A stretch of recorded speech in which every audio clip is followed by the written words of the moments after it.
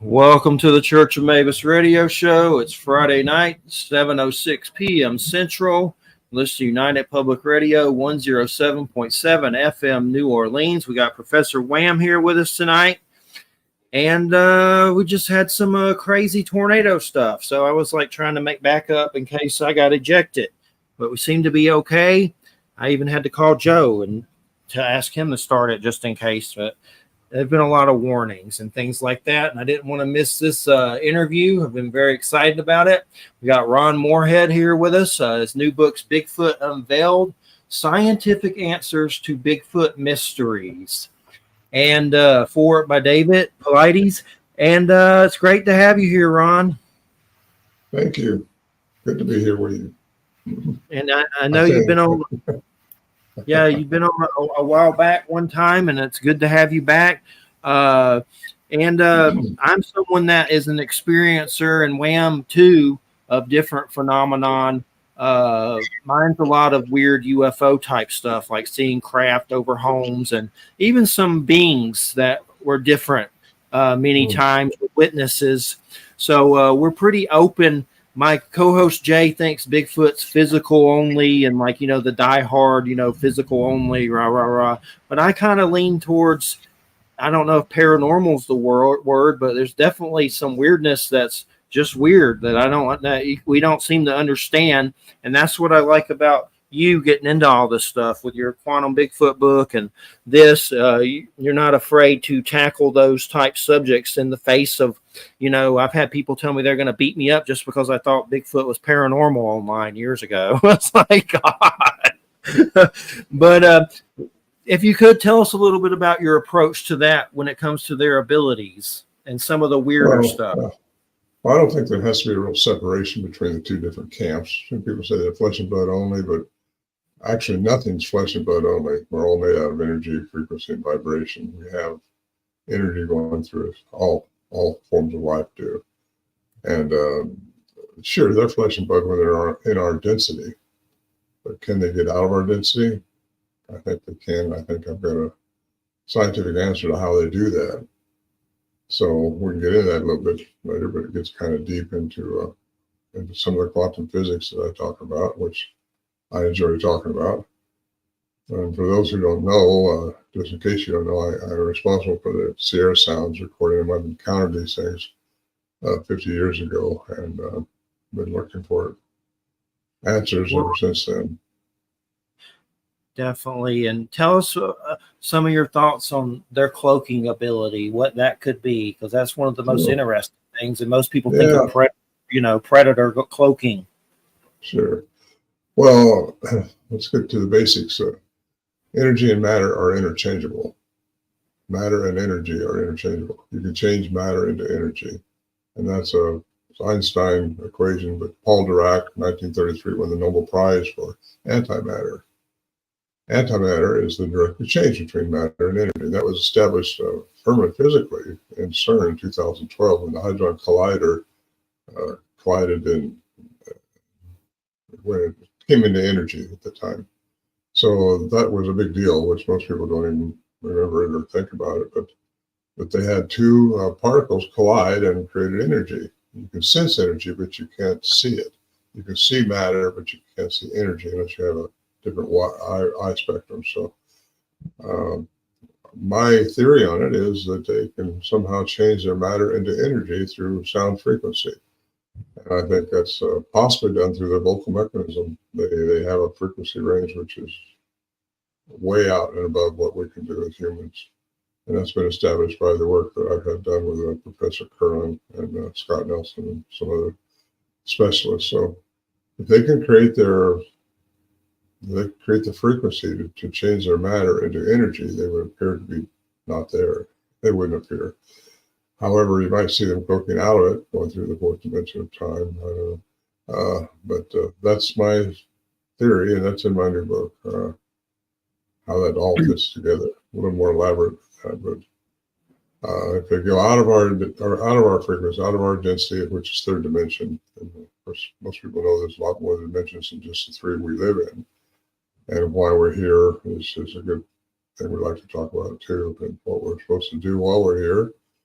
And these things are here. And I mean, I've encountered them more than once, several times in the Sierra Mountains of California, 8 miles in wilderness and 8,400 feet in elevation. And it's really imposing area to get to. Nobody else back there messing with you.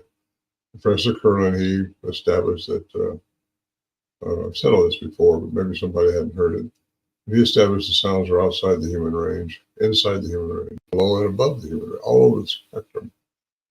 And then had a sound person also say that humans can't make the frequencies that these things can make.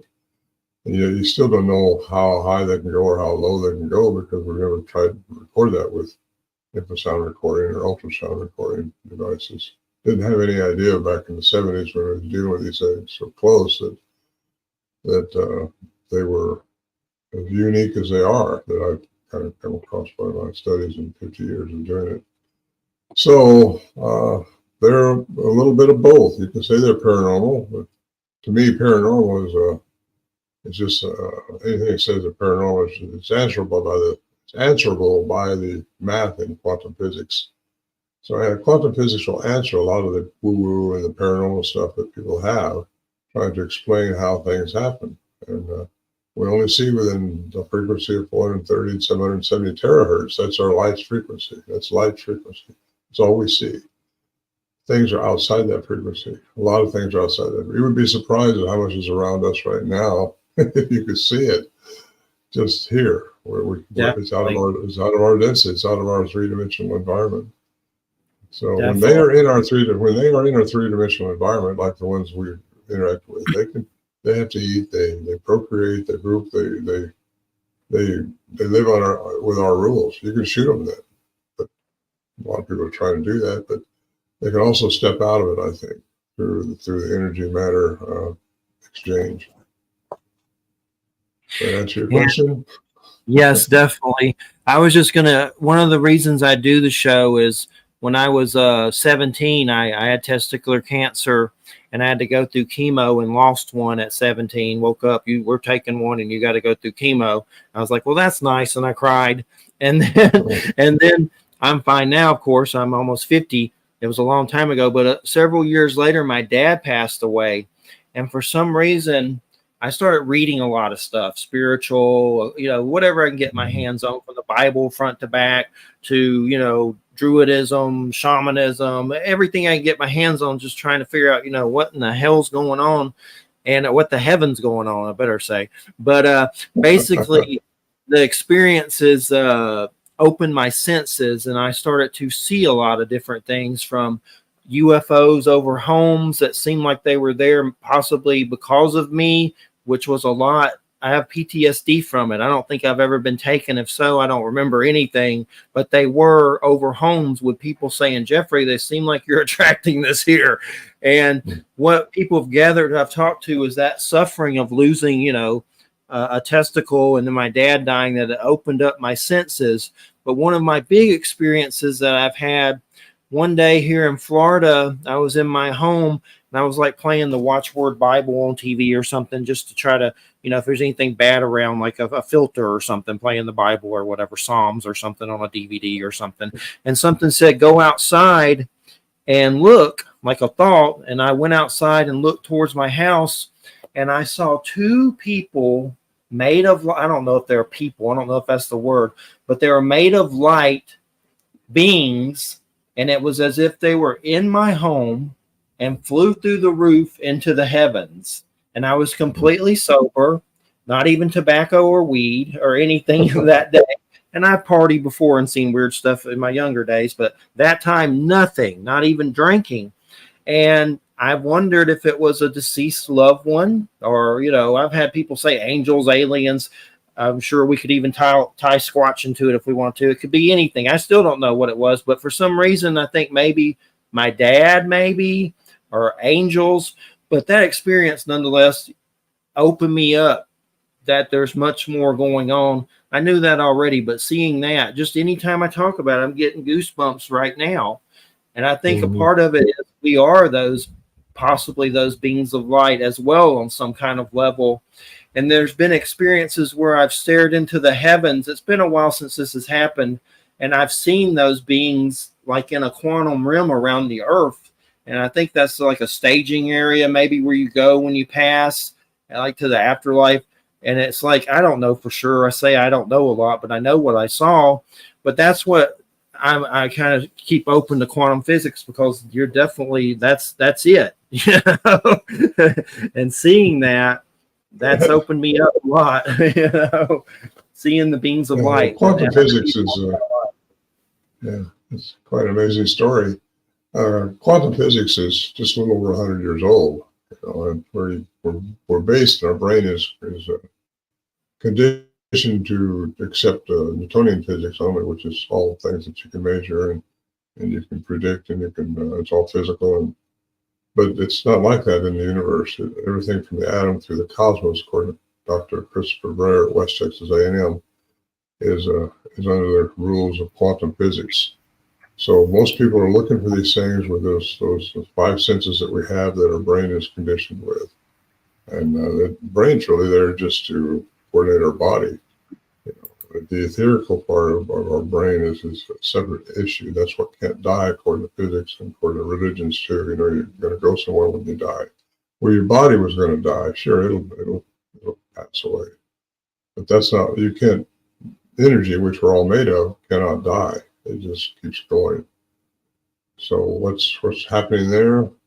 Who knows where we're going to go, what we're going to do. I got my theories, but a lot of people believe in multiple embodiments, which I do. I didn't used to. Well, I was raised religiously, so I knew scriptures. That's what caused my book, Quantum Bigfoot, because it kind of put spirituality and quantum physics on the same realm. Like according to Tesla, Nikola Tesla, he said, well, one man calls God, no one calls the laws of physics. Well, there. And then you got the Dr. Edgar Mitchell says it takes classical and quantum sciences together to have clear perception. So really, that's pretty remarkable. People should think about that a little bit and delve into the laws that really control all dimensions, not just the three we're in. But people tend to say, getting into your story a little bit and get into a lot of people's accounts of running into horrible things sometimes good things. Where you put your thoughts is what you're going to draw to you. So whatever we think about is what our mind is working with.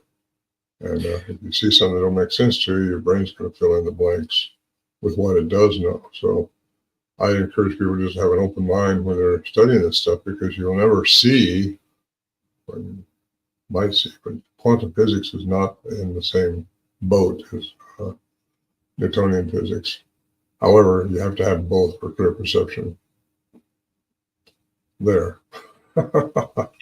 And what's some of the levitation stuff? Because that's I've heard some stuff like that with Bigfoot, but how does that tie in, levitation?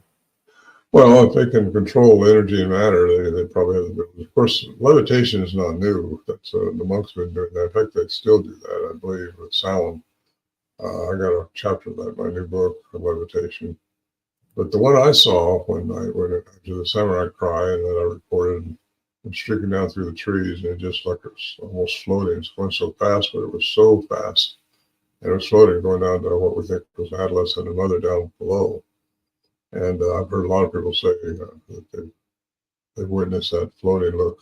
And I got a story about a guy in my book, I think it is, who levitated several times in front of a lot of people. But you can do that if you can connect with the energy that's really inside of your ethereal body, which is consciousness. It's all about consciousness and becoming aware of who we are as human beings. In my opinion, we underestimate who we are. We have our pineal gland, which is inside of our brain, which I think is a receptor. That's the third eye, the eye of Horus, that the Egyptians drew so much. And then you've got that connecting to the heart muscle down below. But the heart's not just a muscle; it's a brain too. It's got brain to it. That has to be in coherence with your conditioned brain up here. And the problem is, most of us, it's called a gut feeling, by the way, your heart. When you get that feeling in your heart that something's going on, you should go that way. But your brain analyzes and said, no, it makes more sense to go that way. So especially guys, we're that way. You know, we want to go where we know it makes more sense, but we learn to listen to our heart, our gut feeling. That's generally the right way to go. And, so, And what you think about. I know what are some of the, I know you share stories in your book, but what are some, if you would like to share a story with us, maybe a particular story that stands out? Is there one you'd like to share?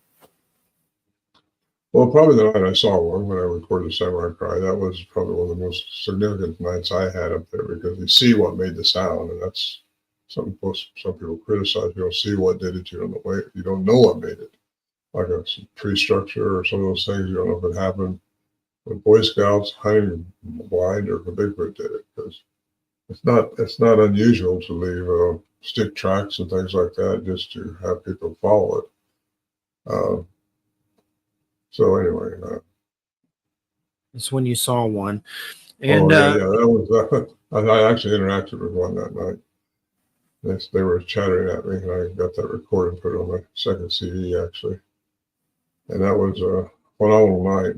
And it was just me and one other guy in camp, and it just started getting dusk. But we found out the next morning that these things had gotten to camp before we did. They left an offering for us up on top of the shelters and twisted off alder brush, which was fresh up on the shelter. Found a big track right out in front of the doorway, just the right of the doorway going to the shelter. And Bill's dust cover from his rifle was laying inside of it, just tilted up. So it had made before he dropped his dust cover before we went in the shelter that night. And the shelter's just a log, a bunch of trees grew in a circle. We got a cable. We did. Johnson Brothers did it. But they leaned deadfall up against that and then strapped it across between them, put deadfall on top, and then put plastic over that to rain out in the bad weather. And then over that, you put a bunch of alder brush on it. We'd done that earlier that year in '74. And it looks like a big beaver's nest, but those alders that we put up there were dried, and the two which we cut off and brought back with us, but they were fresh. And they were twisted off. They were probably close to 1.5 to 2 inches around. That would take some strength and flexible fingers for sure. That was my exciting. that's definitely cool. It's a cool one, though, a good one. A friend of the show, Dennis Carroll, who's a former police officer and a minister, wrote this, and I want to get some feedback from you on it. It's like a paragraph. Let me read it.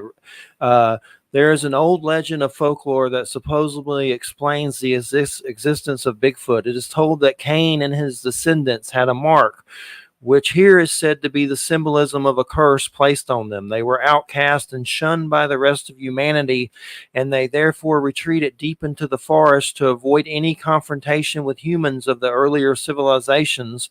The longer they stayed in the wild, the wilder they became until they embraced this lifestyle, becoming and evolving into the Sasquatch that we know today. Mankind in all parts of the world knew of the existence of their wild brothers, but to this day, Bigfoot, sometimes kidnapping human women for breeding purposes, still avoids the presence of humanity. I don't know how true that is, of course. So this race of beings holding to their need to distance themselves from their civilized brothers have been so good at their desire to remain hidden that over time they became legends and myths, and due to this factor, they are still the recipients of the curse of Cain, the mark of Cain. And I know you did some Bible research. Do you think there's any truth to that they're like the part of that, the descendants of the flood that, might have lived and all that weird stuff? Well, it could be, yeah. There's a definite possibility there. Of course, if you really want to get into the depth of the biblical scriptures, you got to get all the way back into cuneiform texts of the Sumerian tablets, which is, yeah. It gets complex. That gets very deep into the two brothers and what they did. And one of them stayed here and one of them didn't. What takes place in about 6 chapters of Genesis takes hundreds of thousands of years in the cuneiform text. So things have been coming on in this earth for a long, long, long time. Could they be? Yes, they could be. I think I write about that in my Walton Bigfoot book. I'm not sure, but how that could be. There could be a descendant of Nephilim. However, They also have been, I believe, crossbreeding with Native American indigenous people. That would make more of them more human-like than others. And I think that's what excuse me, the Patterson film represents is one that's been diluted down further. The tracks look very similar to humans, just bigger. And our tracks up there were big, but they weren't as arched. They had the arch in them, that just a small arch. So I think some of them were just, I've been all over the world with this subject. What you see in Nepal, what you see in these different countries are just different. So I think they're not all the same, all these things they call Bigfoot. Different aliens have done different things to different species on this planet. And there's quite a hybridization plan going on. So we're hybrids too, if you really want to get into it. Yeah, I know you have a chapter on hybridization. Is that what the native situation? And then I know in the thing I just read, it mentioned something like that, but it's definitely fascinating. And what are some more of the native things that you found? I know there's so many things, but what are some that you found in your native with the research with that? Well, I haven't found any natives yet that don't agree that they're out there. I've spoken with natives. I've been invited to some sweat lodges too with them. Excuse me, I'm going to get a drink of water from here in a minute. Okay. Yeah, if you need to get it, go ahead. If you need to get it real quick. I might have it right here. Oops. Okay. Get the aqua. Let's see if I got any in this jug here. Go ahead. And there's one thing I was going to say while you're doing that. Me and Christina watched this cool movie called Dream Keeper, which is a native movie that came out in 2003. It's 2 parts. A lot of folklore of native in it that was really good. They actually had, I forget some of the actors, but I've seen them in Reservation Dogs, that show that's on Hulu about the natives and everything. And that show, Reservation Dogs, has a lot of cool Bigfoot things and native deer lady and stuff in it. But Dreamkeeper was 2 parts, about 3 hours, but had a lot of good folklore stories. And there's even some where Coyote's hanging out with the spider dude, the Icto or something like that, and they're getting up mischievous and stuff like that. But it has a lot of cool native stories. We watched that. It's on Peacock. But I need to see if you can find it on Blu-ray. It's actually good. I would love to see more things with native stories and folklore. I know I saw that Jim Henson Storytellers that has like Greek and different ones, but they didn't never get to do a native one. But there's so much good material. Just nobody probably wants to invest in it because they don't think it'll pay off or whatever. But that Dreamkeeper was some of the best native folklore I've ever seen in a movie. Like, it had some really good, lot of different stories from Lakota and things like that. And it was about the grandfather having to go to tell his stories at the powwow. And then there was a young native son that was kind of rebellious and didn't want to go and got taught lessons and stuff. So it was really good. But it's called Dreamkeeper, one word. But I wanted to share this a little bit. This is from since we're talking about indigenous stuff, this is from the Mishomis book by Edward Benton Benai, who is one of the lore keepers of the Anishinaabe and the Ojibwe. And he has, this book, this right here, is what has been permitted to be shared with a public audience. And there's a story in here, or there are some accounts in here of the being that they refer to as Bugwejanini, or the wild man. And he is said to actually come in and out of the trees. He fades in and out of the trees. And according to, these are oral teachings that have been written down for the public. And just it says here, as he's introducing himself, he says, "I am Bugwe Janini. Some of the people who follow you will know me as Sasquatch or Yeti, but they will seldom see me. It will be forbidden for them to look into my eyes. Some will not ever know of me. Many will not believe that I exist, but I am your oldest brother. I've been with you on your journey.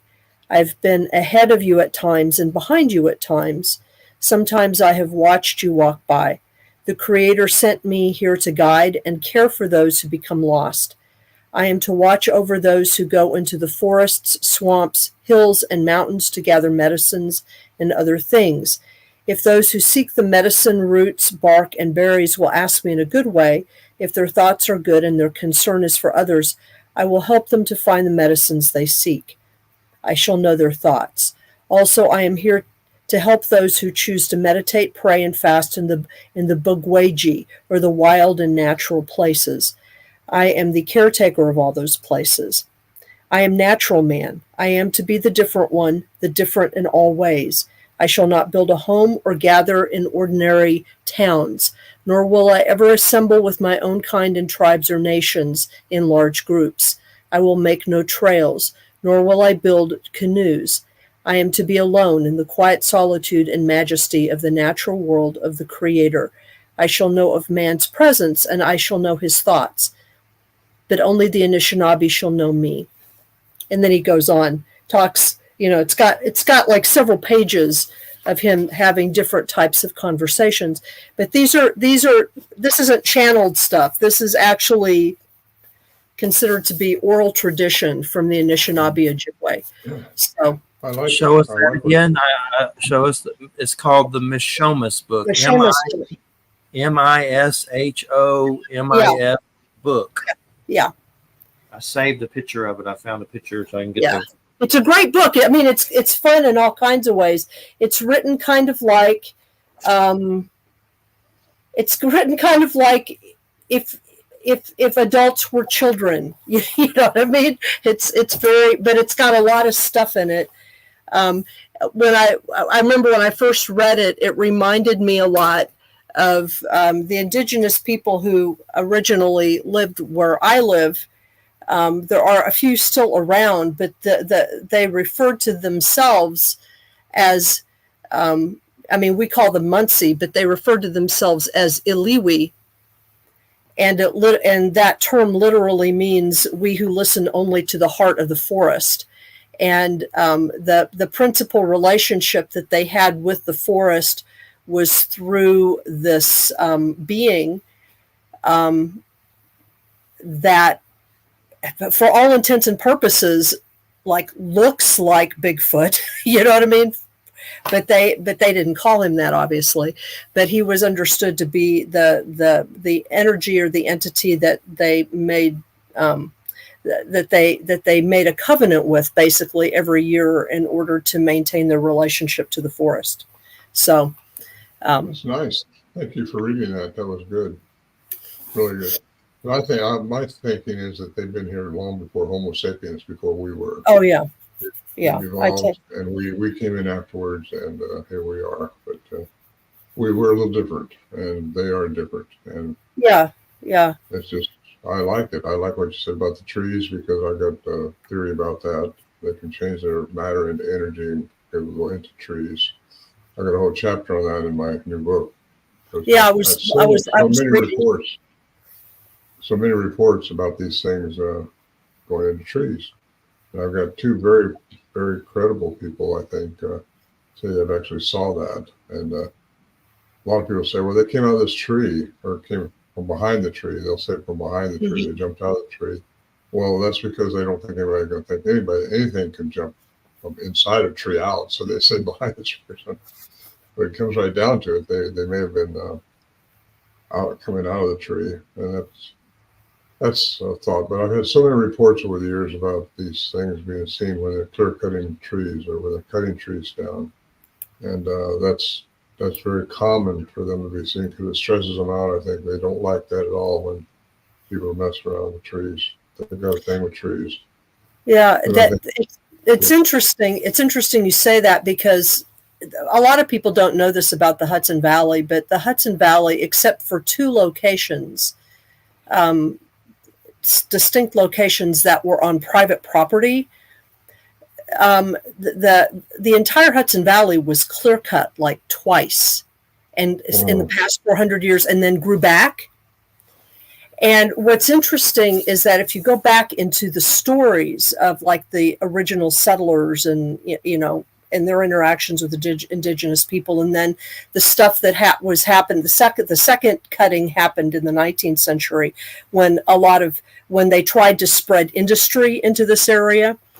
And what's interesting is that there are numerous accounts of individuals who are settling who like run into these large creatures that then disappear, and then the sightings kind of go away for a while, and as the forest comes back, the people start encountering it again. And it's interesting there, because people who live here will tell you that they experience whatever this is as having a fundamental relationship with trees. Yeah. That there seems to be a symbiotic kind of thing there. I truly believe that. Yeah, I was up in Portlock, Alaska on Discovery Channel a couple of years back, and they took me into this Portlock, Alaska, where it had been abandoned by the villagers in late 1940s. Mm-hmm. And the heirs of the family that were there then want to rehabilitate it, but they got ran off the 1940s from some kind of a Bigfoot type creature that was actually killing them, dismembering them. And wow. They'd seen it. So they want to know if it's safe to come back there and rehabilitate it, because they wanted to do their fishing village again. Well, when they took me in there by helicopter from Homer, Alaska, I circled it a lot and seen where they had clear cut it years and years ago. Of course, it had been growing up now, but you could tell the clear cut from the older timber that was there. Right. And they really timbered it a lot, and they were, from the pictures I saw, they was overfishing it too. I think they were just encroaching on this area where these things were, mm-hmm. and that was probably not welcome at all. And I'm sure if one of these 10, 15 foot tall things, and that's how big they say they were, come out of the tree screaming at them, they probably shot at it, and that would have really done it wrong. So yeah, they got to think about trees. And I think I told them, if you want to rehabilitate this place, just respect the property, respect the land, don't overdo things. And that was my suggestion. And I don't know, I don't think they've ever gotten back to it yet, because they're kind of said, you really want to come back in here, take about 2 or 3 of you and come back here and stay for a while. And you don't come out, well, they probably don't want you here. Right. Well, the thing is you have to establish a relationship. Absolutely. With not only who these beings are, but with the land that they are the wardens of, and right. It's right. It's not just, it doesn't just belong to you, Right. Well, like when the British came over here and they asked who this land belongs to, and the Native Americans said nobody. That's when they all just started taking it. Right. It says, I guess we'll take it then. Yeah, we'll take it. It's awesome. It's ours now. Yeah. Anyway, yeah, you just can't.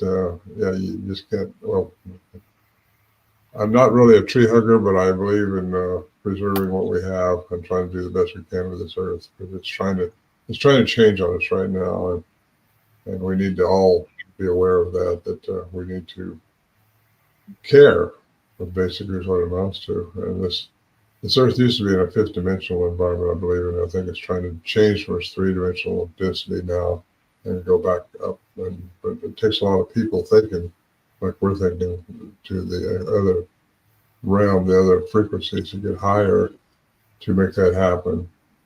Because we're going to keep on to destroy this earth. Unfortunately, we're a warring species, and we just seem to want to kill things we don't understand, and have wars and things like that. And you don't treat everything with love and compassion, you're not raising your own vibrational frequency. That's what you got to do, because we all got to pass out of this body one of these days and get into the ethereal realm.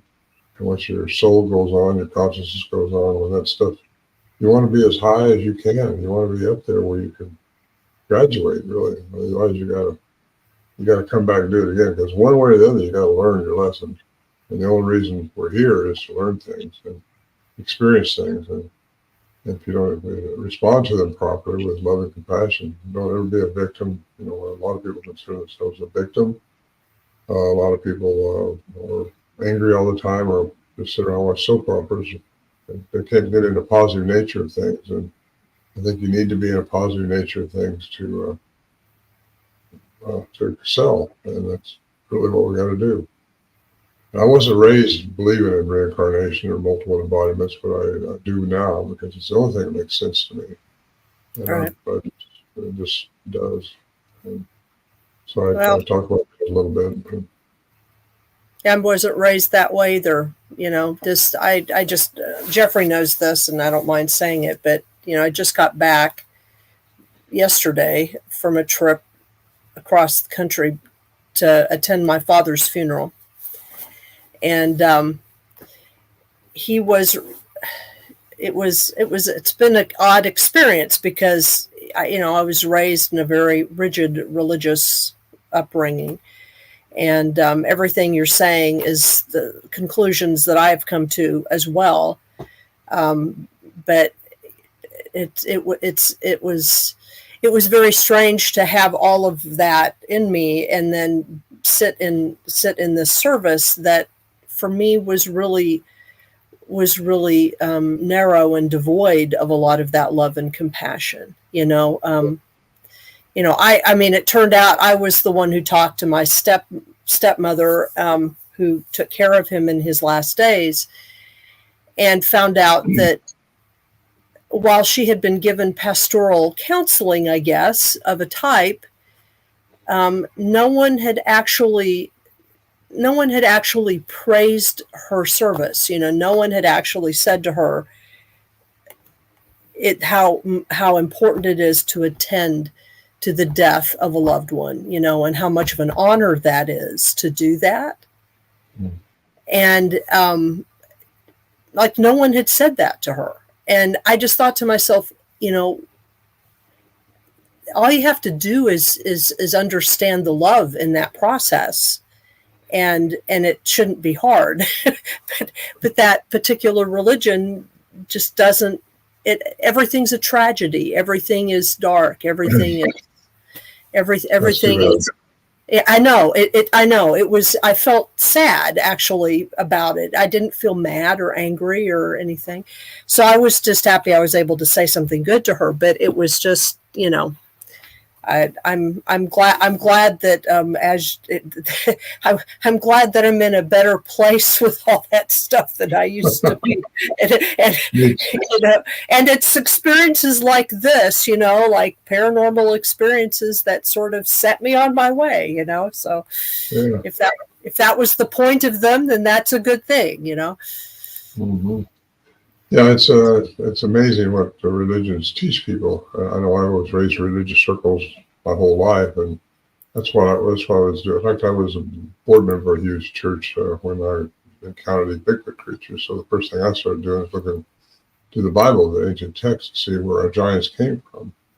Mm-hmm. But that didn't get me far enough. I had to dig deeper, and I started finding issues with who's in charge of the congregation, what's that going to teach, But it took me all the way back to Mesopotamia and the cuneiform text to find how this first written language known to man. And it's just amazing what you find out when you start digging and stuff. It changes your whole outlook on things. Right. Having a positive nature and a positive attitude is very important for your health too, while you're here. And like I said before, you seem to draw in what you think about more. So important to not be in the dark place. Yeah. I know I had a cousin die just a couple of days ago, and I talked to my other cousin, his sister, and her thing is religious, and I just had to find out if he'd been baptized, because otherwise he won't go to heaven, and stuff like that bothers me a little bit, because really, who baptized Christ anyway? Anybody know? Well, John the Baptist did. What do you say? I bless you in the name of you. Well, no. I mean, what my understanding is that it was baptism is part of the Jewish tradition too. So it was probably a Jewish baptism is what it probably was. I'm just kidding around. We don't need to get into all that religious stuff right now. Yeah, But I I'm know. just saying. I'm just saying that that's why I wrote my second book, The Quantum Bigfoot, because it brings science and spirituality together, I believe. But science, modern science, that's what quantum physics is. And what we're talking about right now is into quantum physics, because that's where our body doesn't die; it just goes on.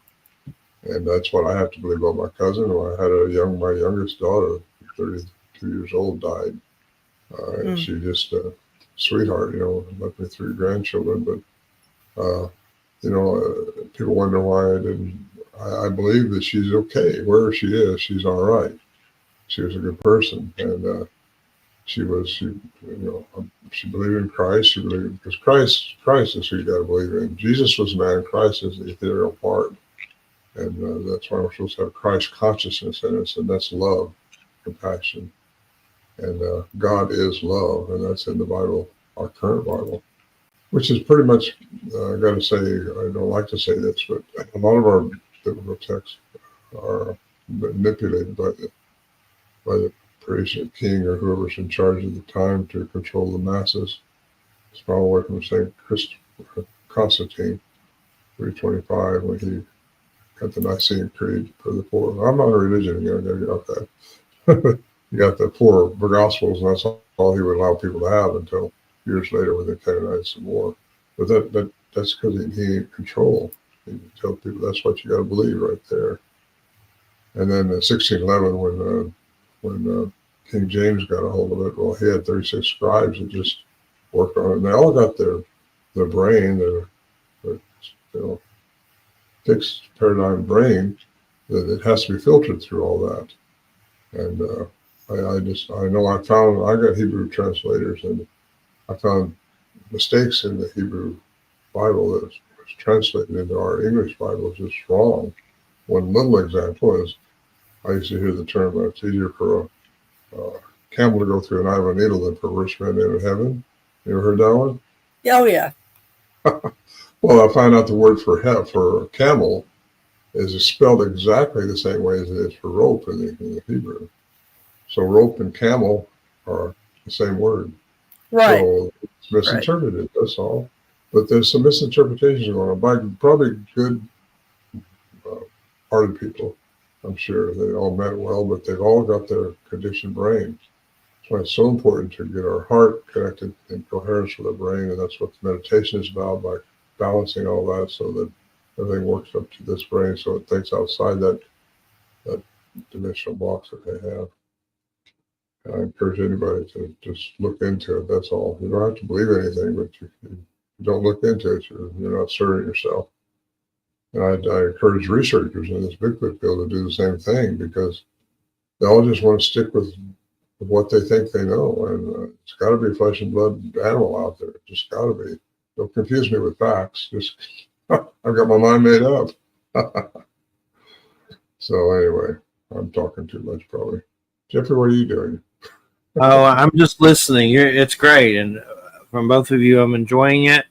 I'm kind of curious. What's some of your thoughts about how they live? Do you think they live in like another reality completely, like in villages or like Land of the Lost with the Slee stack? No, how do you think that they're living? They run in families. I know that they run in families, and but when they're in our third dimensional density, which that's what we're in right now, they have to abide by our three-dimensional laws. They can be shot. They do all that stuff. But when they step out of it, when they change the matter into energy, the time doesn't exist for them like it does with us. They don't have to eat anymore, but they do eat when they're here. They eat like we do. They're omnivorous.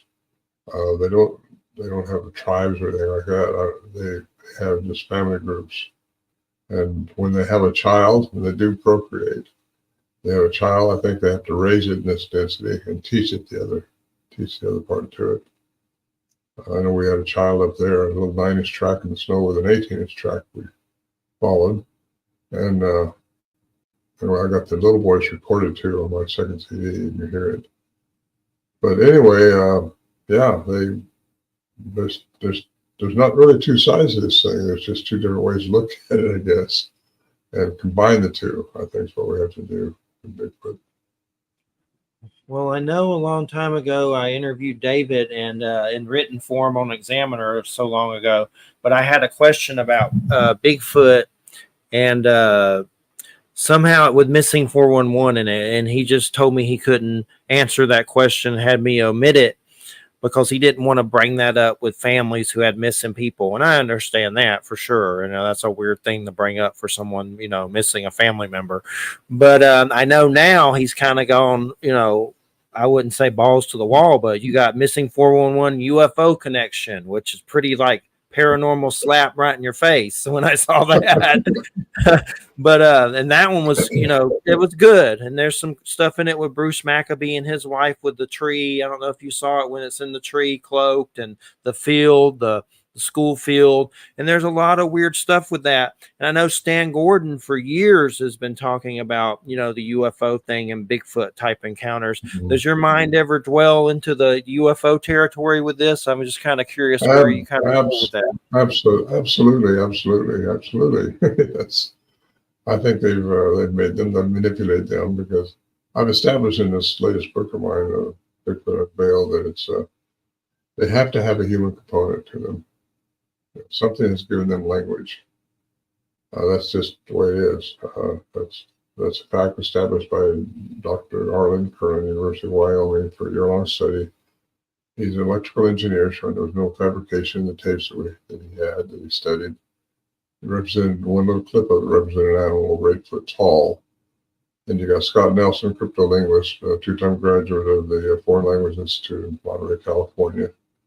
It was very well vetted by them. They sent me a letter, and he's a two-time graduate. He's more than able to transcribe an unknown language. In fact, that's one of the tests they give them.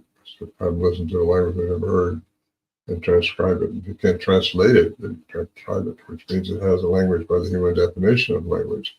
Then you run across Dr. Philip Lieberman, Brown University, who is a cognitive researcher, has been all his life. He teaches that. He passed away. Everybody's dying, but passed away, I guess. And he said that only humans have the vocal mechanism for language like we're speaking now. So that has to put it in the ballpark. You know?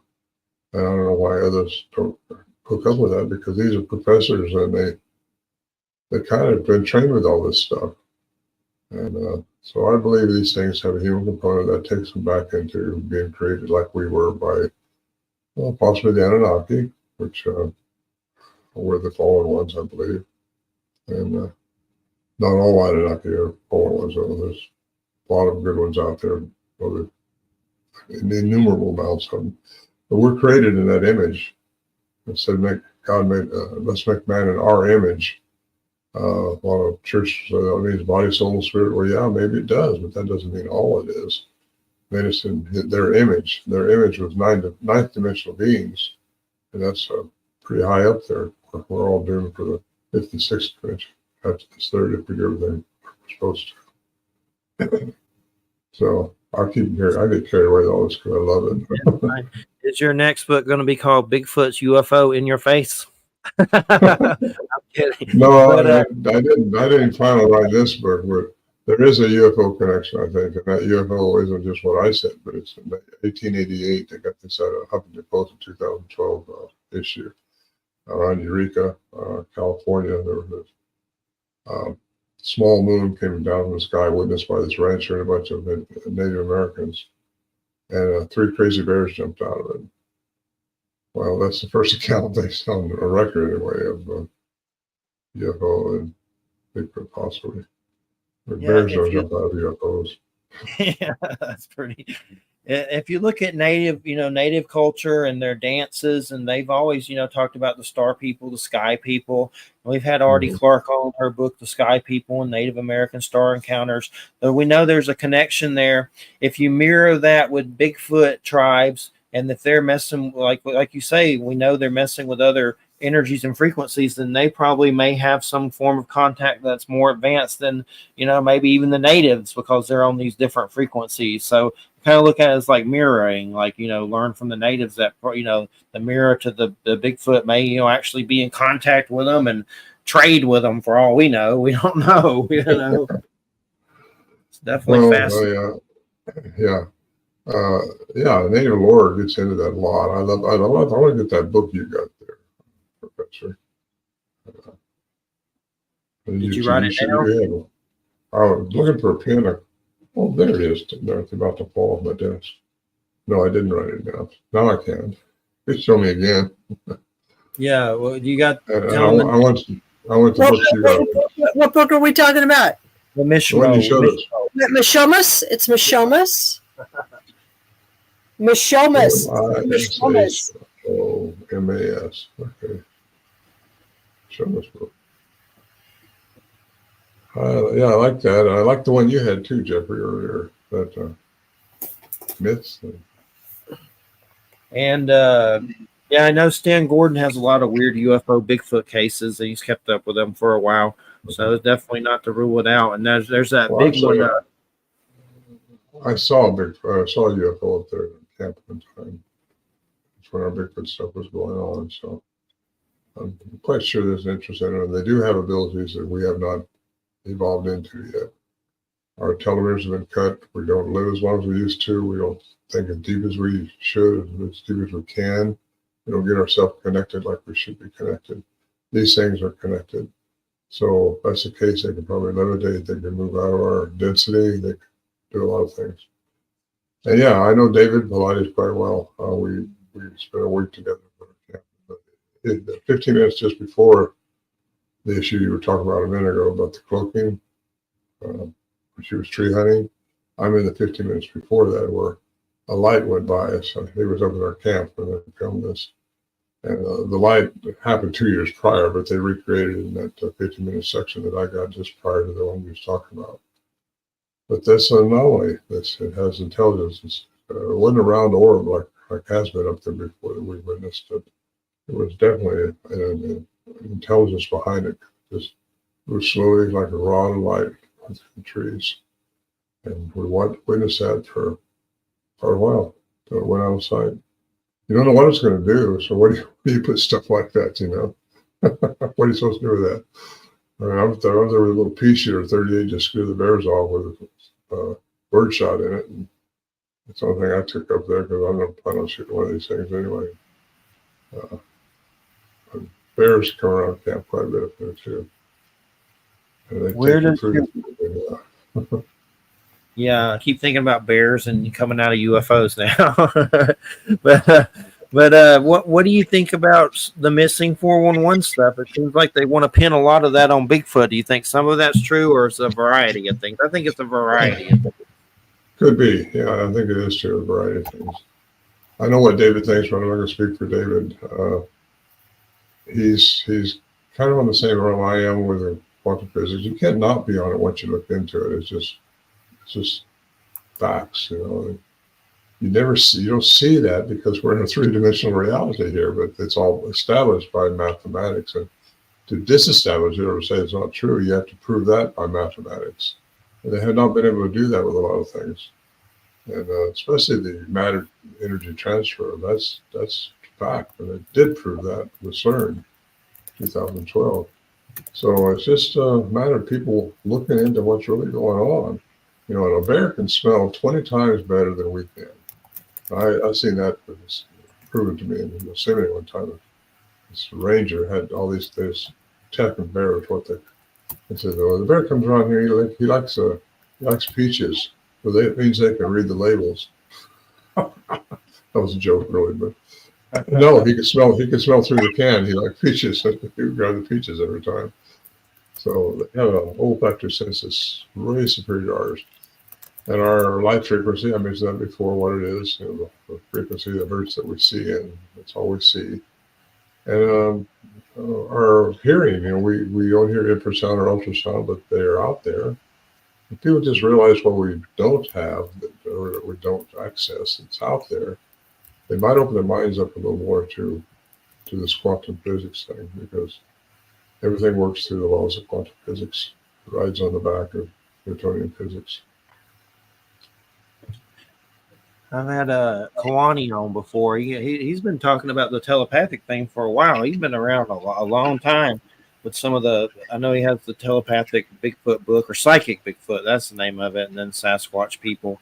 But he's definitely been around for a good while, and some interesting stuff to learn from him with all that, with telepathy and how they communicate and things like that. And I know with some. Do that. Go ahead. Frequency. It's all about frequency. They can entangle you. If they've got the frequency you're on, they can entangle you, and you think you're hearing voices. And you know, I've never had that happen that I know of because I'm very analytical. What happened to me that night in '74 when I saw one and was communicating with them or trying to, I was mimicking them. Had no idea that what importance language was and all that stuff, but they were answering me, coming back with something, and I fortunately got my tape recorder out of my saddlebag and was recording it. And that's what my second CD is. But it's just, they're more advanced than we are. Some of them have been diluted down from indigenous crossbreeding, I believe. And again, they're not all the same. So we're more humanized, which makes them dumb like us. Yeah. I know on a lot of those shows, like These Haunted Woods, and I know a lot of that's probably not true, but some of it could be, they always show Bigfoot or Dogman trying to get into your trailer or something. Like, why do they care unless you're just on their territory? Why do they want in your house or your? That seems to be the go-to for a lot of these TV stories. It's, the Bigfoot's out there and he's trying to get in, and for some reason he can't get through a trailer door. Like, no, he gets through. He's playing with them. He's playing with them. They will toy with you. We had them toy with us a lot up there. When we thought we was ahead of them, we thought we were going to trick them with all this stuff. Well, you don't trick them; they seem to stay ahead of you. And it just they know your vibe. They read you. I know we set up camera traps, couldn't get a picture. Only we were able to capture was their vocalizations. That was fortunate, but it got me on programs like this today, which gets me to spread the news of where I think it took me. Bigfoot Encounter was the minor part of where it's taken me in my journey through this hall. And it just gets into who we are as humans, how we don't respect ourselves as humans sometimes, but we are very, very, very, very special. And we're here to learn, and we need to learn. And we learn through love and compassion, not through hate and discontent. So I had to say that.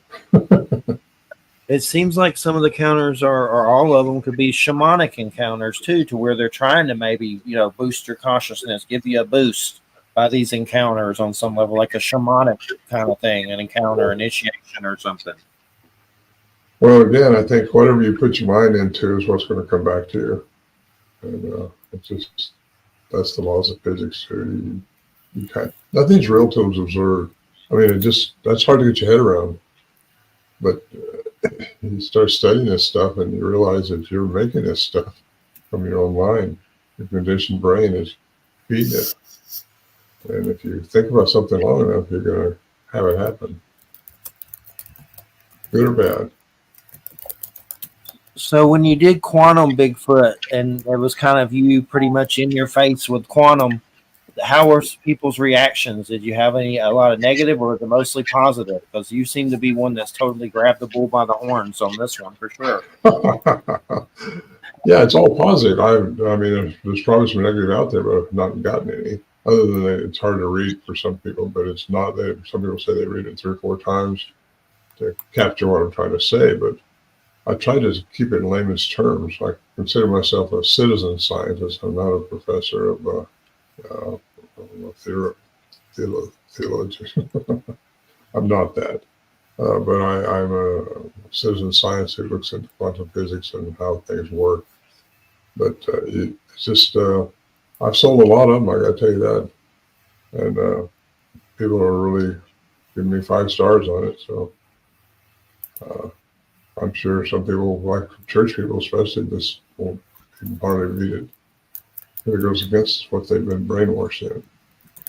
But it's all been, religions mostly are based on fear. I got to tell you that. It's just hell and damnation if you don't do certain things. And I was raised that way, but that just doesn't make sense to me. God is love. Why would he send some angel to genocide a whole nation? Or why would he, you hear about some horrible things that happen under the name of God, and yet you see where in the New Testament says God is love. Well, I seen George Carlin do who's a comedian who's passed away too, and he did an episode on God, how religious, like there's somebody at the herding sheep who's looking down on with a beard and giving him all these things he wants them to do, and I'll do this for you and I'll do that for you. But I got this special place for you if you don't do these 10 things that I've commanded. And it's you're going to burn, you're going to sweat, you're going to be whipped. It's all bad, bad, bad for eternity. But he loves you. He loves you. That's exactly how I was taught. I was taught taught that you're like, when you're born, you're like pre-damned. And then you get baptized, and that undamns you, and then that means a whole. But it's still not enough. It's like you have to also. It's just it doesn't make any sense to me. I'm sorry, and it does not accord with my experience of reality or love or anything. It's just.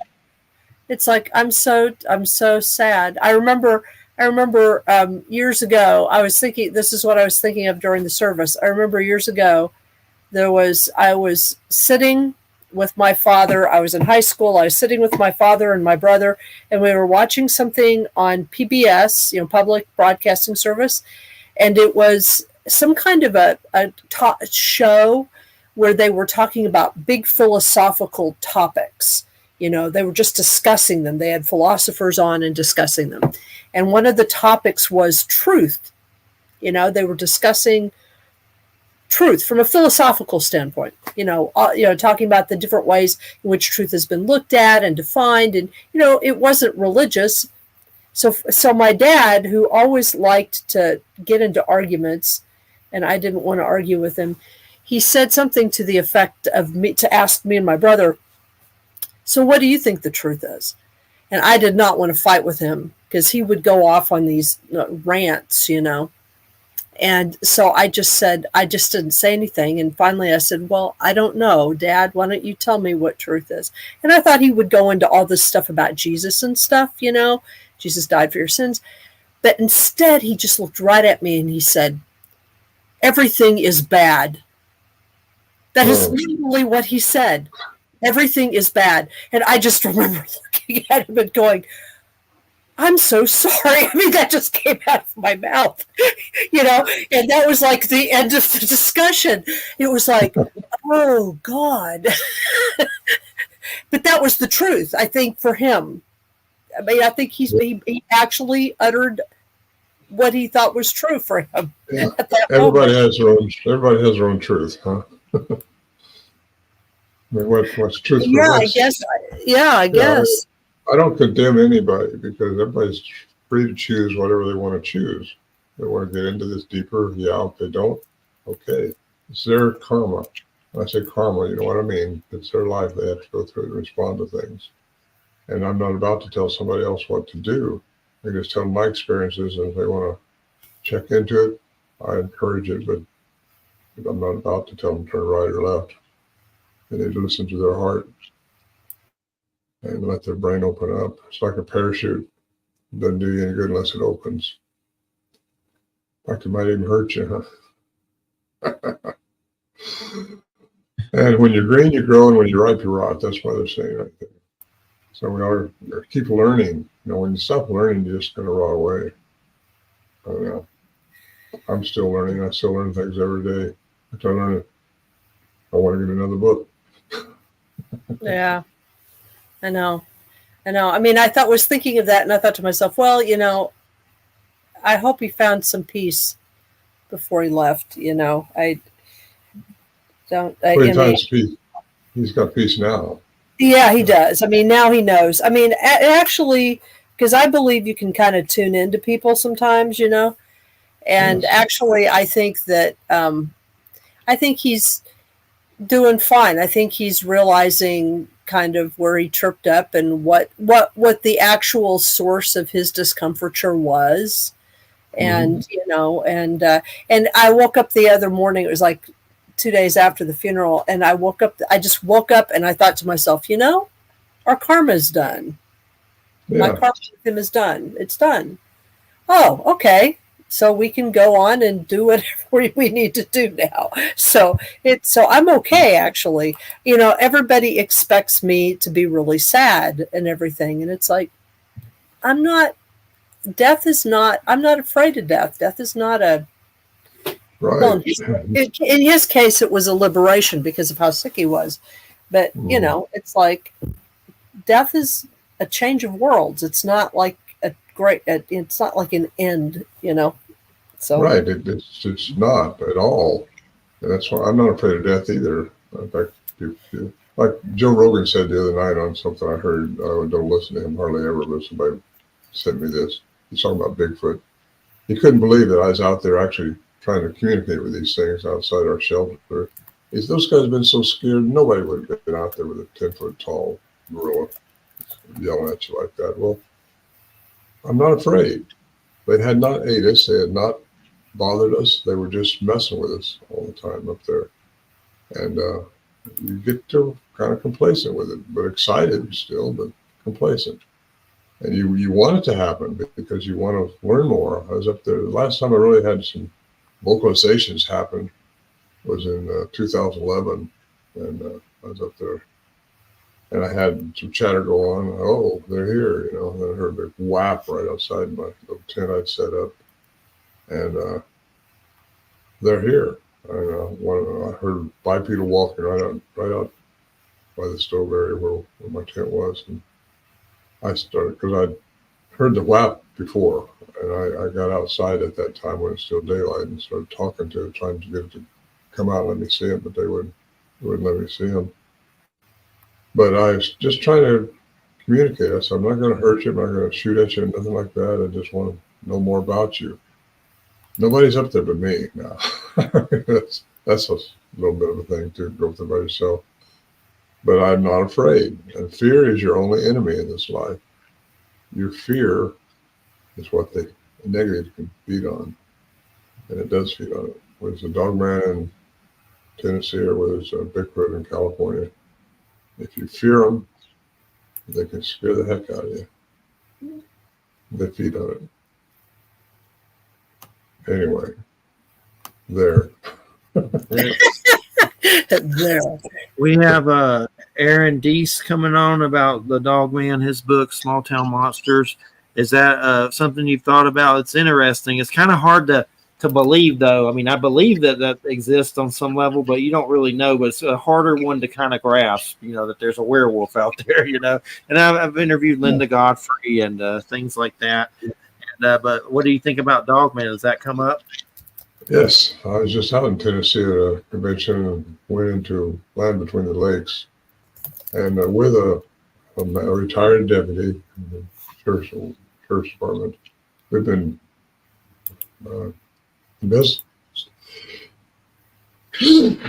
investigating mysteries out there, and they've got a lot of dogman sightings. But he had actually saw one face to face. I believe that man 100%. He's just a genuine person.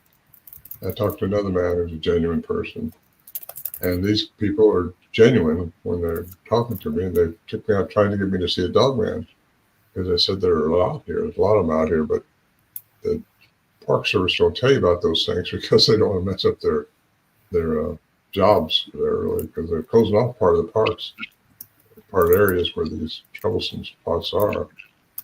But yes, I believe a dogman can exist just as easy as a Bigfoot can exist. Aliens can mess with the genome of any species on this planet, and they do. There's no reason why they could. Actually, Skinwalker Ranch is a good example of that. That wolf they shot, I don't know if you ever read that story or not, but it's an energy form in a dog, a huge dog, wolf-like. Anyway, yes, I believe dogman can exist. And they do. I've heard reports of them all the way up in above Ontario, Canada, all the way down into here and into Tennessee and Kentucky. A lot of sightings. I'm surprised when I come out from California when I moved out here 3 years ago. I had no idea that there was such a thing out here like that. There's a Bigfoot here too in these mountains west of me. So they say. I had a guy come here and just shaking one time at my home. He said, I got to see you. I said, I live several miles from you. I drive there. I want to talk to you. He had seen one of these things in the woods up here at one of these parks. And he didn't know what to do about it. He said, I never realized something like that could exist. And I said, well, I'll give you the best advice I could give him. But he's going to go back, want me to go back with him. And I couldn't leave at that time. But anyway, they're here. I believe they're here. Too many people are reporting them. A lot of strange things are happening nowadays that didn't happen 10, 20 years ago. No, we've seen the dog man and Egyptian stuff with the Anubis and stuff like that. It's definitely, you know, something that's come up. And I know there's some town that I think Linda talked about where they get a lot of werewolf sightings or something like that, and the sheriff keeps up with them in a box or something weird. That Land of the Lakes, isn't there like kind of a weird story about a family being killed there, some kind of lore like that? I've seen something about it. Yeah, I went to that spot. The deputy took me to that spot. And it's closed off now. You can't camp there anymore. It's all some of those campgrounds, all of them are closed down in certain areas. Still a big area. There's 170,000 square miles or acres, I guess it is. And it's just a huge area. He knows it like the back of his hand, and he took me to several spots where things had happened and where he actually saw one face to face. And that story, they really believe a dog man killed the family, or they just don't know? That's what they think it is? Supposedly they know, but they won't let that word out. I mean, that's what I'm hearing. I don't know. I have not researched it on first-hand basis, but I do believe this deputy, he's a veteran. He's retired now from the sheriff's department. But he's a veteran, 30-some odd years in the department. And he saw them face to face, and it just freaked him out. So he goes there quite often, and they want me to come back down there with him and investigate some more. So I might do something like that. My son lives not too far from there, so, and my grandson. There was a video I saw about bat squatch. There's someone saying they saw a Bigfoot with wings. That's kind of, I mean, anything's possible, but that's a hard one to do. A Bigfoot with wings, anything's possible. Everything's hard if you're going to stay in the density that we're in. You got to think like everything's possible. Nothing surprises me. Nothing. You can see an angel coming in right here. Well, probably are some right here right now. I can't see them with my limited vision. However, some people can see energy. I think that's unique. Cats can see better than we can. Cameras lens often will see better than we can. And that's why it's a camera. You can take a picture of nothing in the night, and then look at the camera's lens, and there'll be an orb in there. I had that happen to me at Montana Vortex one time up there with Joe Hauser. You've got orbs, all kinds of things happening up there in Montana. Interesting stuff. You know, this form of energy, what they're doing is all kind. If you knew, we don't know, because there's an innumerable amount of galaxies out there, innumerable amount of planets. It's unreasonable to even consider that there's been some with different life forms on it.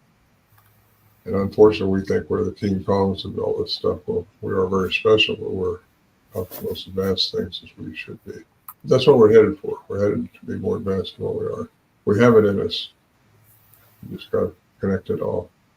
I wish that all could be one with the Father as I am one with the Father. That's what Christ said.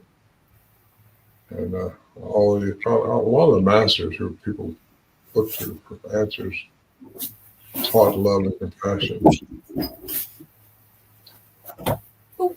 And I know you have a chapter about intervention. Is that that's Bigfoot? Bigfoot intervenes a lot and like different ways. We've heard stories about them with construction sites and things like that. You know, trying to stop this kind of thing and things like that.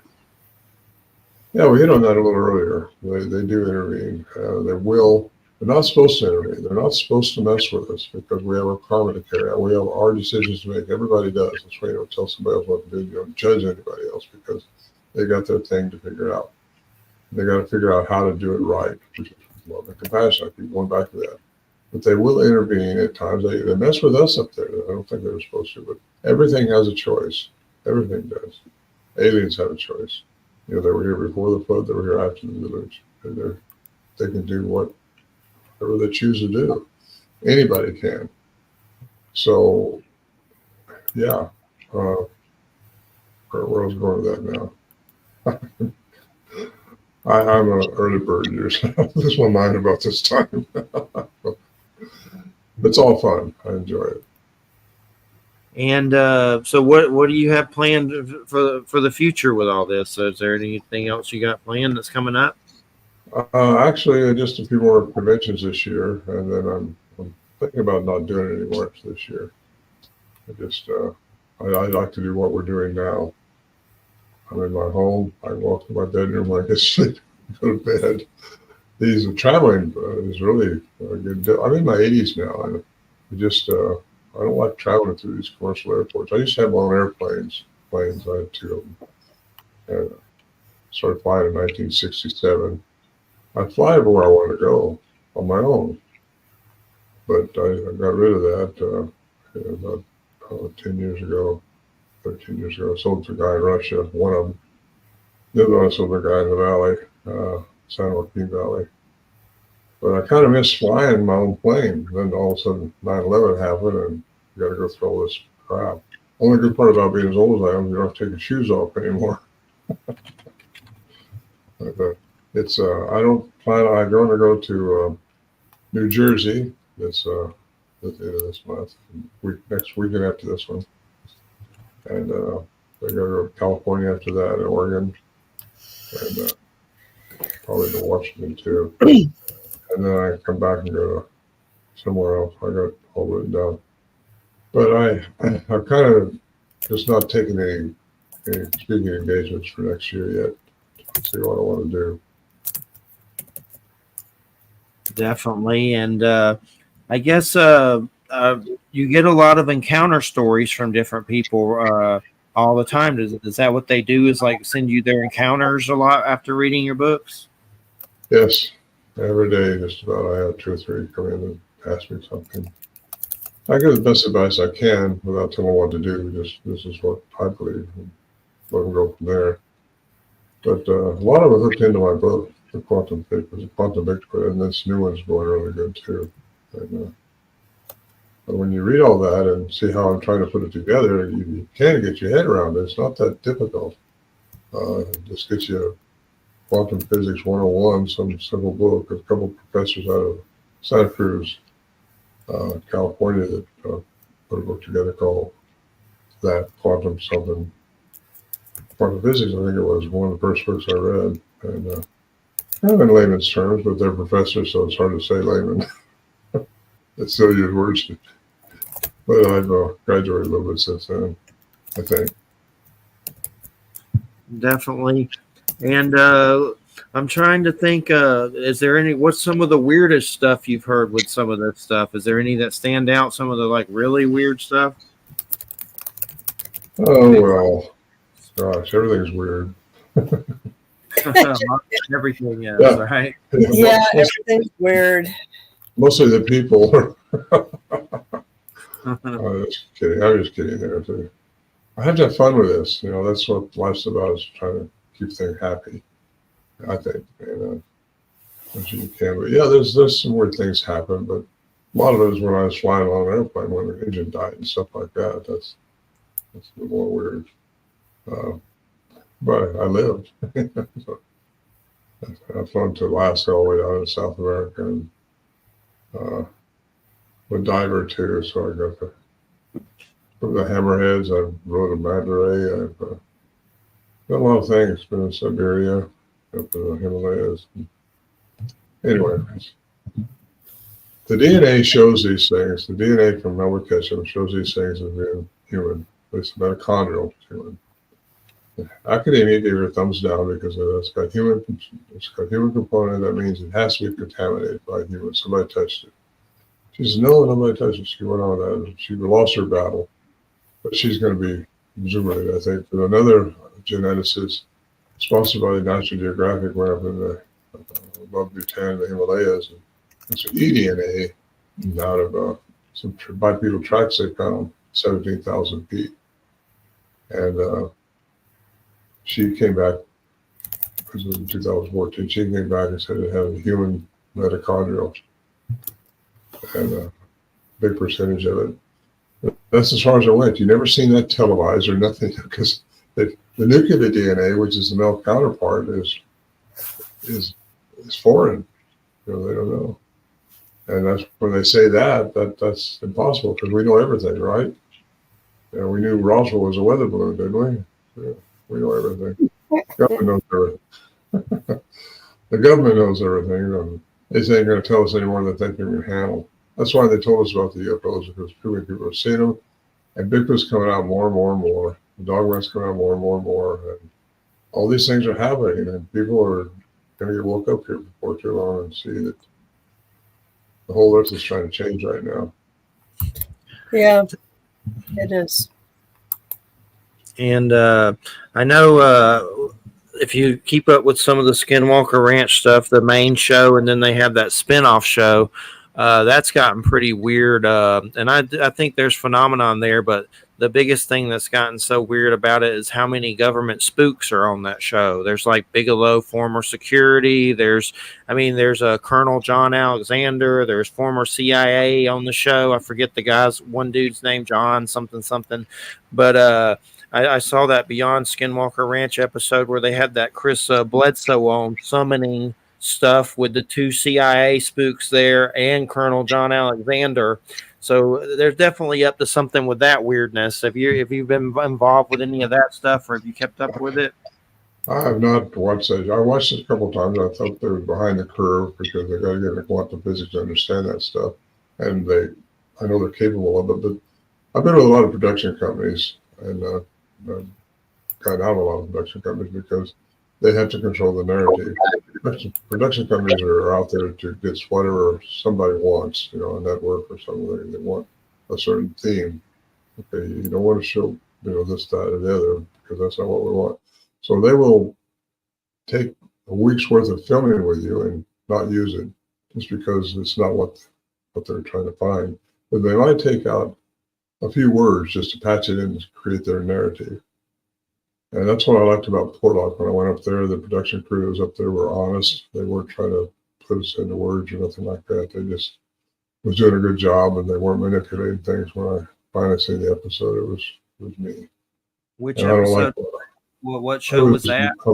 Alaska Killer Bigfoot. Okay. I've seen that. It was a high dollar production. I mean, they spent a lot of money. This place is way back in the middle of nowhere, and they had to barge a bunch of yurts in their houses, and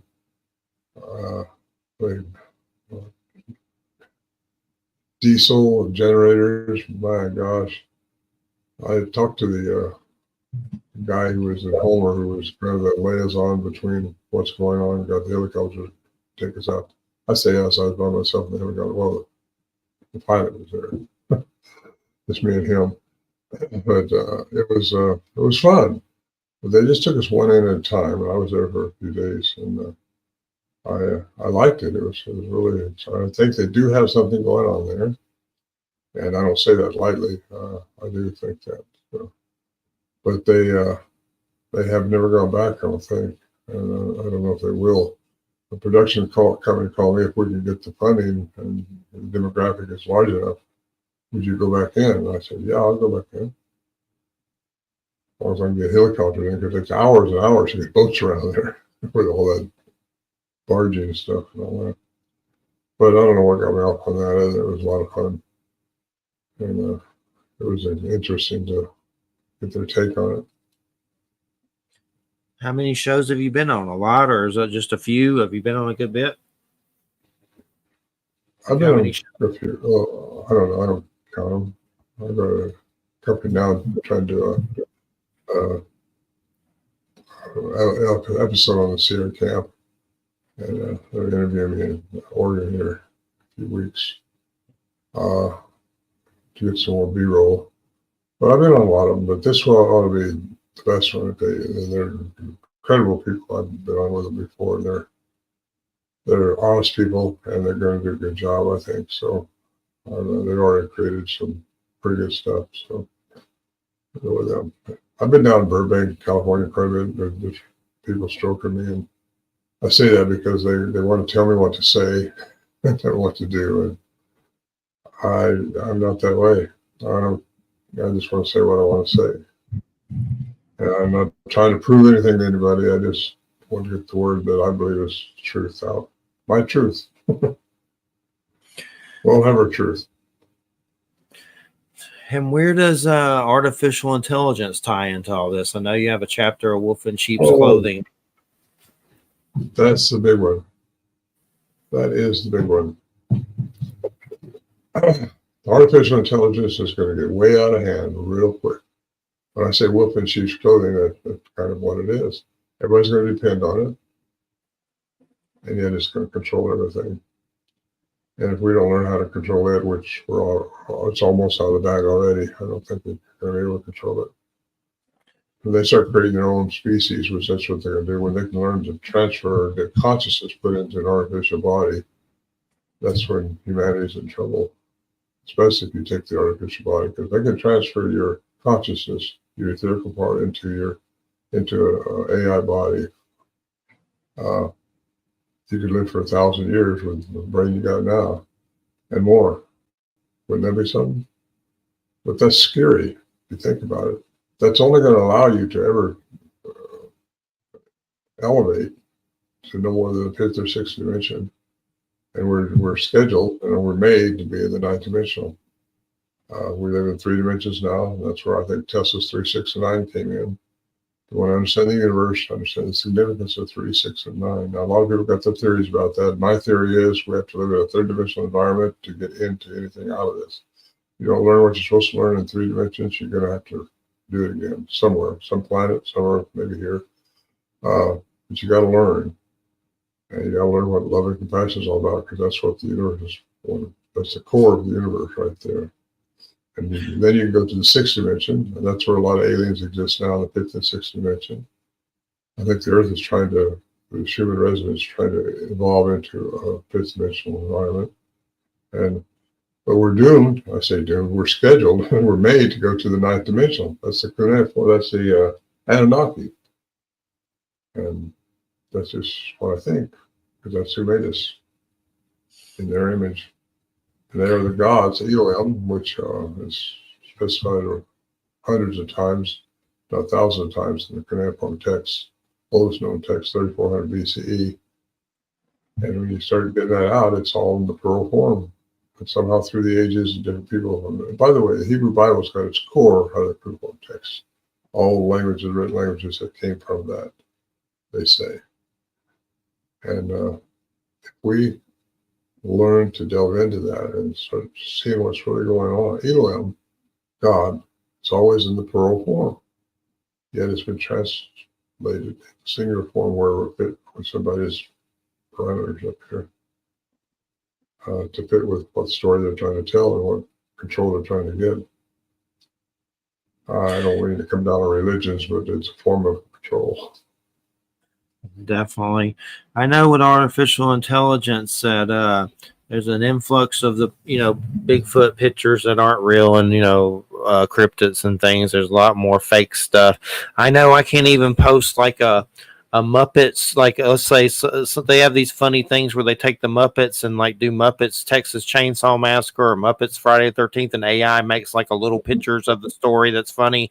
I posted stuff like that on my Facebook, and people will go crazy protesting AI, like post pictures, no AI, like they go crazy. I was like, man, come on, I understand it some, but I posted some Muppets. Let me tell you what I'm looking for. I'm searching for someone right now. I'm searching for someone who knows an AI form or technology that can listen to my sounds and translate them. Because it seems like languages can't. People have called me and said, I know what they're saying, but they all tell me something different, so how do you know who to believe? I want to know what these things were talking to me about that night. I've got the tape, I've got the sounds from 72, 74. I'd be glad to turn over to AI to, so if anybody out there knows of a quality AI program right now, I'd like to hear about it. And by the way, my website's ronmorehead.com. Yeah, it'd be interesting to, give an AI all those sounds and see what its output is with it somehow? I don't know. Yeah, I tried it. I tried one or two, and they come back with what language you want to translate it into. They have to know the language. I'm trying to find something that doesn't have to have a language, because this is an unknown language, according to the cryptozoologist. There was an And interest. Yeah, that would be interesting for sure to see that. You would think someone's done it by now, but I guess they haven't, or not that I know of anyway. There was an interesting documentary I saw on Amazon recently with the Haunting Lodge. The Haunting Lodge, and it was about a lodge that had a lot of paranormal stuff going on, and they brought a psychic in that seemed pretty like she knew what she was doing, but something about, she called them the tall ones and the short ones, and the tall ones looked like Bigfoot and the short ones looked like little weird aliens. But it was on Amazon and pretty interesting if anybody's looking for something interesting. The Haunting Lodge. I saw that recently. It's hard to find good ones that you can the missing 411 UFO thing, that was pretty crazy. Did you get to see that one by David, the UFO one? It's with Bruce McAdoo and all that. Oh yeah, Bruce well, I was in that one. Yeah. Oh, okay. And it's been a while since I've seen it. One of the craziest stories in it was how the aliens, like the UFOs or whatever, took that one guy, and he thinks they put him back because he had a surgery. Like, I don't know if it was a hysterectomy. No, I don't know. I don't remember what it was, but some kind of surgery he had about his reproduction, and they like put him back. Like, they dropped him off. That's what I've wondered with my testicular cancer. Like, the UFOs get you and say, "Oh, testicular cancer, we're throwing back." But if you're okay, do they take you and like haul you off to a breeding planet? That's the scary thing. But there was some story where he said they put him back because he had something like that. I can't remember what the surgery was, but it was a pretty famous UFO case of a guy that got taken that's in that documentary. That's pretty interesting. But I can't remember the case or anything. I know there's a story in there about an invisible like barrier or something someone kept running into in the woods. That was pretty interesting, like an invisible. Well, me. I did. I've had that happen to me. Like a barrier. Yeah, it was an invisible barrier. Me and Warren Johnson went out one night. One of these things was mouthing off out there behind a tree, and we thought, if we jump out there right quick, we'll see it run away. Because kind of bright night, 8,400 feet, the moon's out. It's bright, and so we decided we'd jump out there and start walking up towards that tree. We'll see it run away. Well, we jumped out there and started walking up towards that tree. It didn't run away. We got within about 10, 15 feet from that tree, and we both just got froze with something. And I refer to it like a force field in Star Trek or something, because we weren't talking to each other, nothing. He just looked over me and said, "I can't go any further." I said, "I can't either. You can go backwards, but you can't go forward anymore." And so we decided to just turn around and go back, because whatever it was, didn't run away, and it was there. Went back in the shelter. As soon as we got back in the shelter, it started mouthing off again. So it was playing with us, I think. I brought that up to a scientist one time years ago, and he said, "Well, it's probably infrasound or pheromones." At the time, I thought, well, pheromones only work within the same species, so it must be infrasound, because infrasound does affect humans. That's what elephants use. That's what giraffes use. Tigers will use that. It's a sound that you don't hear, but it definitely affects you. I think Hitler was using that to control some crowds in World War II. But anyway, I kind of think it was infrasound, because that can paralyze you. Tigers will scream like that sometimes to get reason to prey. Do y'all do a lot of? We were recording infrasound at the time. You have to have a special unit to do that. All we carried up there was cassettes. Did you do a lot of gifting? Is there certain things you do when you go out there, like with gifting or anything like that? Yeah, we started doing that. Because they were enjoying our food when we left it out.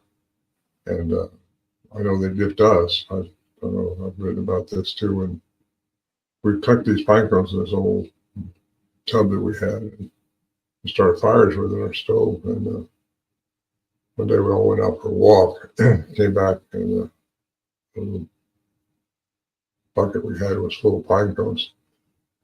And we find tracks around our horses when we leave them in the camp, just go walking. We spend a day, just take a day pack and go walking, looking for something. We weren't hunting because I stopped hunting years ago because I didn't like killing anything. I have a theory about what all these species are here on Earth for. So how we're supposed to respond to them. However, I don't like spiders. I can tell you that. Don't like them. Was there anything you've heard of food-wise that they like more than other things? I've always heard like pancakes and peanut butter. That's the only thing I've ever heard. But is there anything in particular that they like more, like food-wise? Oh, I don't know. We didn't try that stuff. We just left whatever we was eating. They'd eat whatever we ate. And except for one night, we left some. Well, they are in a way. We left out some meat that was a little tainted from a couple weeks before we'd been up there. Thinking, they're like a bear, they'll just eat anything. A bear would eat it. And we left a jar of some hot peppers by accident. Well, they came in that night and started screaming around like they did. And next morning we found the pepper jar was empty. And the meat had been buried in a pile of dirt. We had dug a hole earlier for that, our trash to go into. And there was a big handprint on the outside of it. Got a picture of that too. Don't know what they thought about the peppers, but I'm sure they got burnt and they didn't come back anymore that whole week. We were up there. Bad So meat. I think if you're gonna give them food, give them good food. Yeah, they do. I hear like peanut butter, and of course, we left peanut butter out up there sometimes. But we like to. That's why we haul barrels in on our mules and ring barrels so we could store stuff up there. And we store peanut butter up there too, but we usually leave that out for them but I've heard they like it. But again, in those days, we didn't know who liked what or what was going on. We underestimated what we're dealing with at the time. Well, we got about 8 minutes or so, and then we got a 5-minute countdown. Is there anything you'd like to ask Wham before we get going to the final round? No, actually, you've kind of covered it all. I mean, I just have been enjoying listening to Ron talk. I was just thinking about how much our conversations have changed a little bit since the last time you were on, and also just how much the conversation around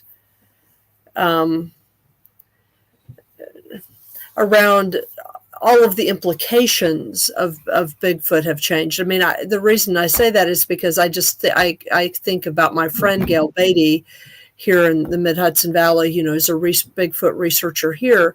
And when I first connected with her, which would have been it'd be almost 12, 13 years ago, she was still very much in the kind of literal camp, of Bigfoot. But the experiences and sort of the attending experiences around it, not just the Bigfoot experiences themselves, but the experiences of light and sound, and the fact that she took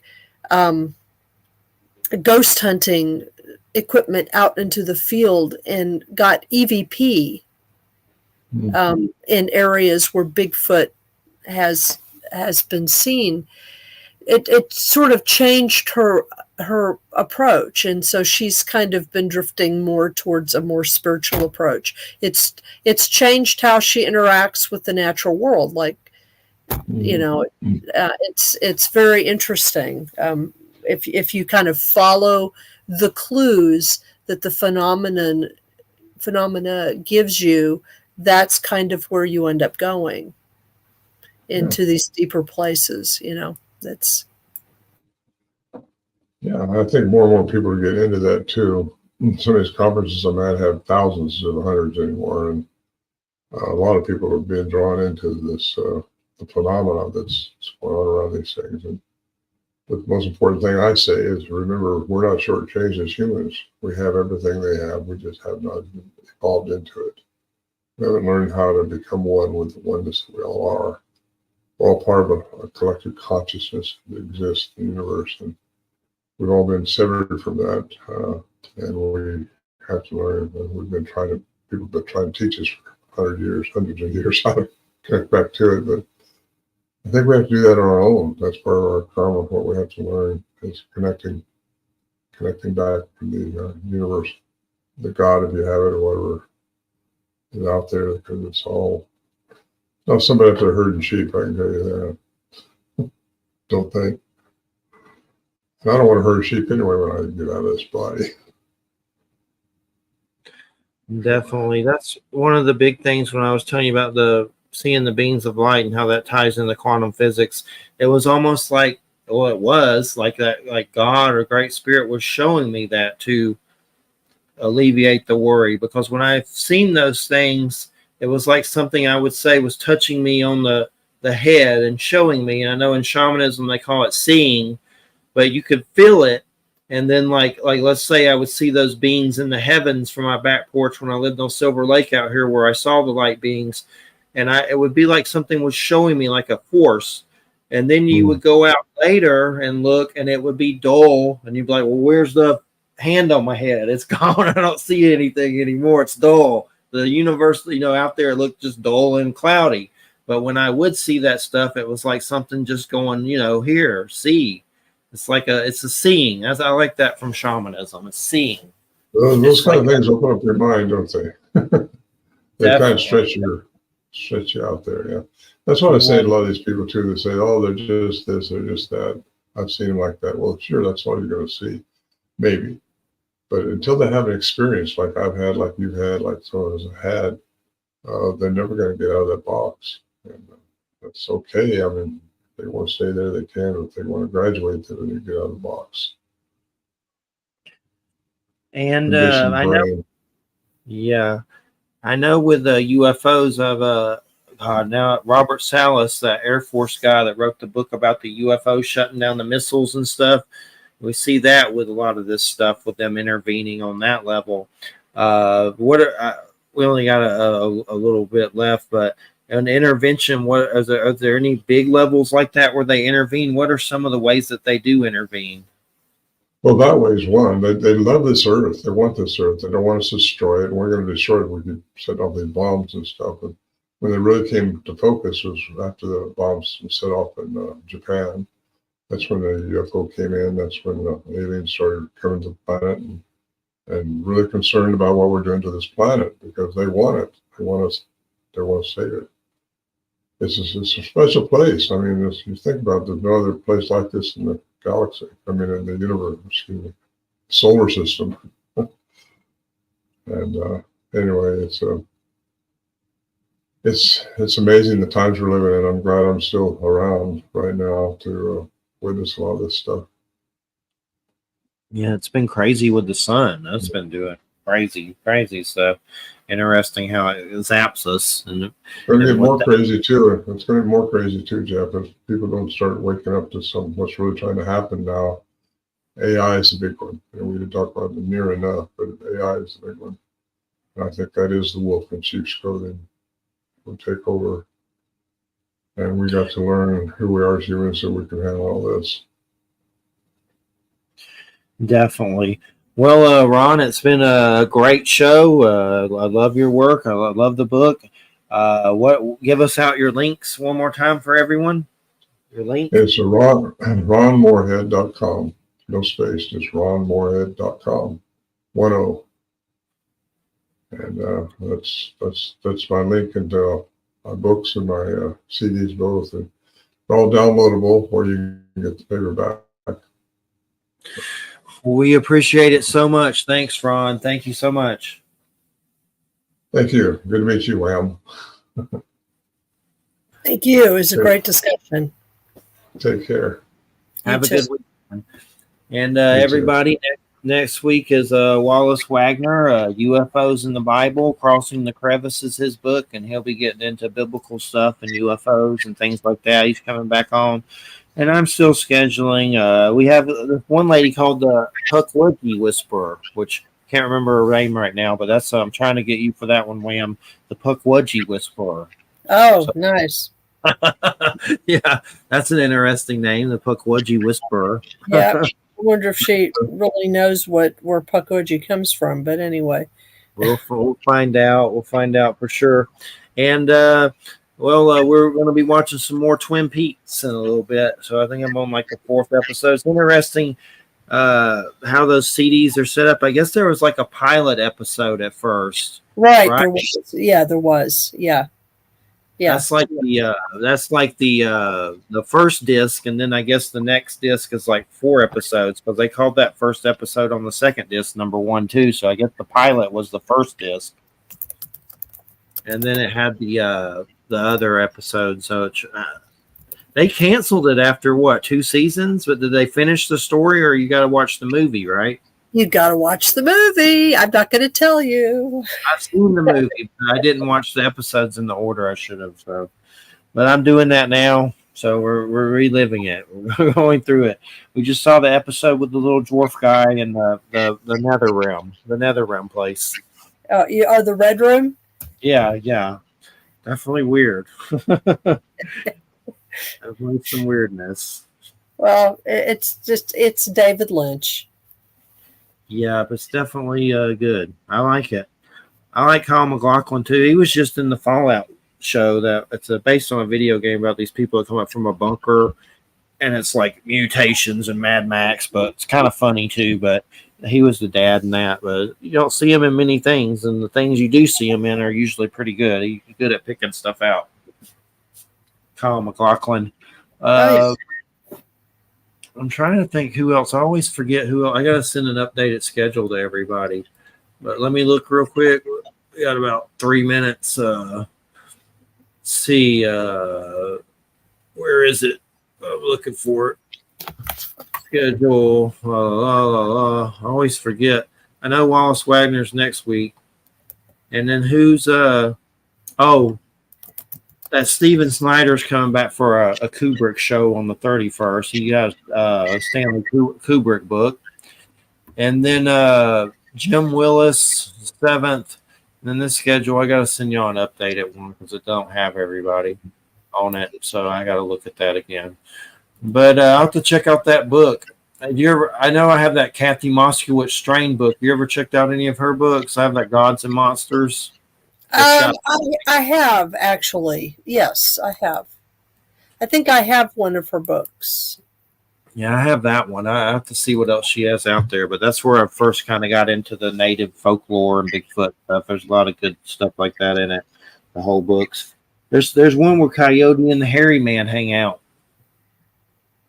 I forget the story, but that's there's a few of those Coyote Hairy Man stories and the folklores. I have to dig those out sometime. Those are pretty interesting. And then I know in that Dreamkeeper movie, the lady was trying to get Coyote's balls and cook them.